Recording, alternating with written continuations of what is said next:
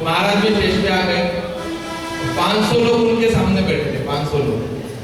महाराज आए, महाराज ने अपने सामने ऐसे माइक रखा और दोनों आंखें अपनी बंद कर दी, और जो नारद मुनि अपने हाथ में से कुछ बजाते हैं ना, बजाते ऐसे दोनों हाथ में उन्होंने अपने वो ले लिया जो बजाने का उनका जो साहित्य था। और अमरावती जिले के संत हो चुके, आपने नाम सुना होगा, संत गाड़गे महाराज। गाड़गे महाराज जो बोलते थे, गोपाला गोपाला देवकी नंदन गोपाला, मंत्र का उच्चारण चालू कर दिया, आंखें बंद कर ली और शुरू कर रहे, गोपाला गोपाला देवकी नंदन गोपाला। 5 मिनट हो गए, गोपाला गोपाला देवकी नंदन गोपाला। 15 मिनट हो गए, गोपाला गोपाला देवकी नंदन गोपाला। पौना घंटा चले गया। पौने घंटे के बाद में उस महाराज को प्यास लग गई, बोलते बोलते उसका मुंह सूख गया और उसने पानी पीने के लिए अपनी आंखें खोला तो सिर्फ एक बूढ़ा आंखें से बैठा। 499 लोग भाग गए, 499 वहां से लोग भाग गए। फिर उस महाराज ने उस बुजुर्ग आदमी से पूछा, बोले आपको मेरा जो प्रवचन है कितना अच्छा लगा कि आप अकेले बैठे हो, बाकी से आप 499 लोग घर पे चले गए। वो बुजुर्ग आदमी मेरा होशियार था आपके जैसा, वो कहने लगा महाराज पौने घंटे से आपने क्या बड़बड़ की, मुझे कुछ पता नहीं है, मुझे कुछ पता नहीं है, लेकिन आप जिस गद्दी के ऊपर बैठे हो वो मेरे घर की है, इसीलिए मैं मेरे गद्दी के लिए बैठा हूँ, मुझे आपका प्रवचन का कुछ लेना देना नहीं है। जो गए उन्हें ध्यान नहीं, जो बैठे उनकी कौन सी गद्दी यहाँ पे अटकी हुई है, तो आपकी विचारों की गद्दी अटकी है। आप विचारों की विचारधारा लेने के लिए यहाँ पे रुके हुए हो, आपके मन में कुछ चल रहा है। आयोजन करता कार्यकर्ताओं ने इतना बड़ा आयोजन किया, मुझे उसकी बड़ी जानकारी है, मैं वक्ता बाद में उस सब पहले कार्यकर्ता हूँ। मैं 18 साल से काम कर रहा हूँ, गाँव लोगों के पास जाके, देहातों में जाके 1 रुपया किसी के घर से धम्म कार्य प्रचार के लिए लाना है, उसके लिए कितनी मुशक्कत करनी पड़ती है, यह मैं बड़े दिल से जानता हूँ। बड़ी तकलीफ होती है कार्यकर्ताओं को, उनको तो पता होता है उनका जीवन धम्म के मार्ग में आने के वजह से ही वो सुखी है, लेकिन वो चाहते हैं ये सुख सारी दुनिया में, ये सुख आप सभी को मिले। इतने दिन से ये लोग प्रयास कर रहे हैं, इनके आंखों में से सिर्फ आंसू नहीं बह रहे हैं, लेकिन मैं वो देख सकता हूँ कि कुछ तकलीफ क्या हो रही है, क्योंकि मैं पहले कार्य करता हूँ। और कहते हैं ना, जिसकी चलती है उसको ही समझता है, बाकी तो सिर्फ लोग पर्दे के ऊपर का तमाशा देखने आते हैं, लेकिन पर्दे के पीछे के जो लोग रहते हैं आपको पता नहीं उसकी कितनी तकलीफ होती है। इसलिए कार्यक्रम का आयोजन करना मामूली बात नहीं है, इसलिए मैं सबसे पहले आप लोगों से निवेदन करूंगा, एक बार जोरदार तालियां कार्यक्रम के लिए। हमारे पहले वक्ताओं ने जो बात रखी, मैं उस बातों से 100% सहमत हूँ। पूजनीय भंते जी आए, उन्होंने भी हमारे साथ में बड़ी अच्छी बातें रखी कि हम बौद्ध सिर्फ कहते हैं, लेकिन बौद्ध होने का हम लोगों को सबूत नहीं दे पाते। हम बौद्ध कैसे बन पाएंगे?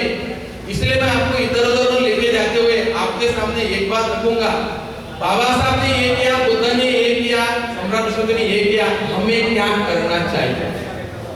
मेरे दादाजी गए थे मंगू सिंह जी नागपुर के दीक्षा में, 1956 की बात है। मेरे दादाजी वहां पे पहुंचे और उन्होंने बाबा साहब का भाषण सुना और बाबा साहब का वो दीक्षा समारोह उन्होंने वहां पे अरेंज, वहां पे वो दीक्षा ले लिया उनके हाथ से, ऐसे कहूंगा, और अपने गांव में आए वापस। अपने गांव में आने के बाद में उनको पता चला कि बाबा साहब ने तो कहा कि इनको तो रखना नहीं है घर में, क्योंकि हमने तो 22 प्रतिज्ञा ली है। सर ने अच्छे से बताया, हमारे जो गायक है एंटीवायरस, बड़ी अच्छी बात बोली उन्होंने। तो उन्होंने क्या किया, अपने घर के जो भी कुछ थे, अपने घर में पुराने चप्पल के पहले के वो सबको उन्होंने उनका रास्ता दिखा दिया। फिर उनको समझ में आया मुझे क्या करना चाहिए, तो उन्होंने झंडा काट दिया। समझ में आया होगा, पंचशील लगा दिया, नहीं तो नीला तो अपना पक्का खाए। ये मेरे काम मेरे दादाजी का। दादाजी गए, मेरे बड़े पिताजी की बारी आई। मेरे बड़े पिताजी ने गाँव गाँव में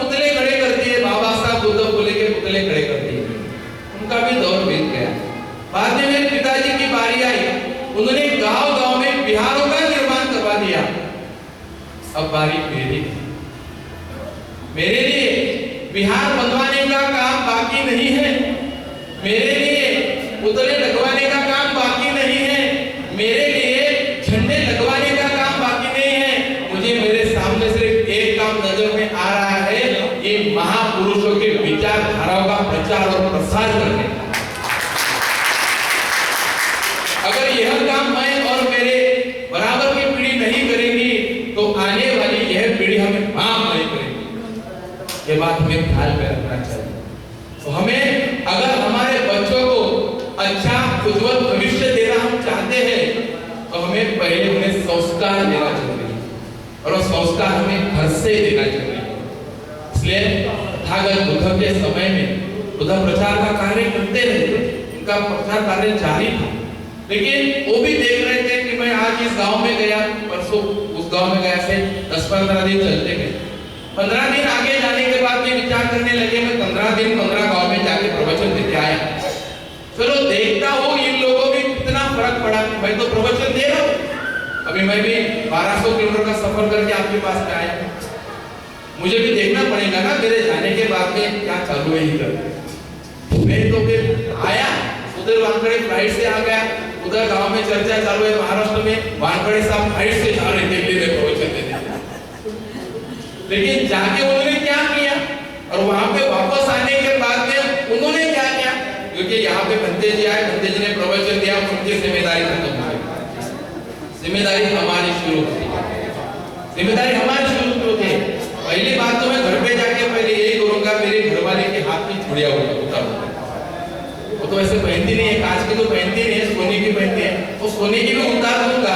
वैसे वो मांग में सिंदूर वगैरह कुछ लगाते नहीं है और पैर में बिछे हुए डालते हैं, मैडम के पैर में है बिछे। ये तो बात की बात है, सही बात है। उन्होंने बंदे जी ने कहा कि सबसे पहले हमें बदलना चाहिए। अगर हम यहाँ पे खड़े होके आप लोगों का नेतृत्व कर रहे हैं, लेकिन दिए तले अगर अंधेरा है तो हम आपको क्या दोष बताएंगे? हमें बदलना चाहिए। तो सबसे पहला ये मैं यहाँ पे आज सीख रहा हूँ। तो उधर वापस आए, गाँव में गए, अरे मैंने कल इनको पंचश्री बताया, ये तो शराब पी के पड़ा है। अरे मैंने इसको बोला झूठ मत बोल, ये तो झूठ बोल के झगड़ा कर रहा है। अरे ये तो बेविचार कर रहा है, ये तो हिंसा कर रहा है। इतना ही काम मैं सारी जिंदगी भर करते रहूंगा, आगे ही चलते रहूंगा, तो मेरे प्रचार करने का कोई मतलब नहीं। इसलिए बुद्ध ने सोचा कि मुझे प्रोग्राम क्या करना है, उसे चेकआउट करना है, प्रोग्राम रखना है मुझे। और इंसान को अगर मुझे सही मायने में अच्छा इंसान बनाने का है तो मुझे क्या करना है, उसे संस्कार देना है। फिर कब संस्कार देना है, कौन से उम्र में उसे संस्कार देना है? आपके पास है वो, देखो आपके पास है वो। तो बुद्ध ने सोचा कि मुझे क्या देना है, इनको अच्छे संस्कार देना है। तो संस्कार कब और किस उम्र में देना चाहिए, कब और कौन सी उम्र में उन्हें संस्कार देना चाहिए? तो बुद्ध ने सोचा, वो निकाला, क्योंकि बुद्ध मेरी नजर में विश्वास सुप्रीम साइंटिस्ट, वर्ल्ड के सबसे बड़े साइंटिस्ट अगर कोई होंगे वो तथागत भगवान बुद्ध है। धम्म क्या है तो उनका प्रोडक्ट है, उनकी खोज है। संगत क्या है तो उनके डिस्ट्रीब्यूटर्स है। ये बात हमें समझ में लेना चाहिए। बुद्ध दुनिया के सबसे बड़े साइंटिस्ट है, धम्म उनकी खोज है। और हम जो प्रचार का कार्य कर रहे हैं, चाहे वो बुद्ध पुत्र भिक्षु हो, चाहे हमारे जैसे देव पुत्र उपासक, हमारा कर्तव्य बनता है कि धम्म हमारे जीवन में क्या परिवर्तन लाता है। अगर इसके लिए हम प्रचार का माध्यम सही मायने में लोगों के पास में नहीं पहुंचा रहे तो हमारी गलती है। अगर तथागत भगवान बुद्ध अंगुलीमाल जैसे इंसान को जिन्होंने 1000 लोगों की हत्याएं की, उनको बुद्धगत बदला सकते हैं, उनको भिक्षु बना सकते हैं, अरहत तक उनको लेके जा सकते हैं। और हमसे अगर कोई शराबी अगर कोई दुरुस्त नहीं होता है तो इसमें कुछ कमी हमें भी, वो हमारा आदर्श नहीं ले रहा है। क्योंकि बाबा साहब अम्बेडकर कहते थे मेरे शील के ऊपर मेरा दुश्मन भी उंगली नहीं उठा सकता। अगर हम बाबा साहब अम्बेडकर को हमारा मार्गदाता मानते हैं, बुद्ध को मानते हैं, तो हमारा पहला कर्तव्य बनता है कि उनकी बात सुने, हम उनके मार्ग के ऊपर चले। बुद्ध साइंटिस्ट है, तो बुद्ध ने देखा, बुद्ध ने सोचा कि मुझे किस उम्र में लोगों को संस्कार, इंसान को संस्कारी बनाना है। वो कहने लगे जब बच्चा माँ की पेट में पैदा होता है, जब बच्चा माँ की पेट में पैदा होता है और उसकी उम्र 7 माह की हो जाती है तब वो पूरा हो जाता है, परिपक्व हो जाता है। 3 माह तक तो उसका हाथ भी बनने का होता है। 3 माह में बच्चा हाथ पूरा हो जाता है, तीसरे माह से 5वें माह तक उसका शरीर निर्माण होता है और 5वें माह से 7वें माह तक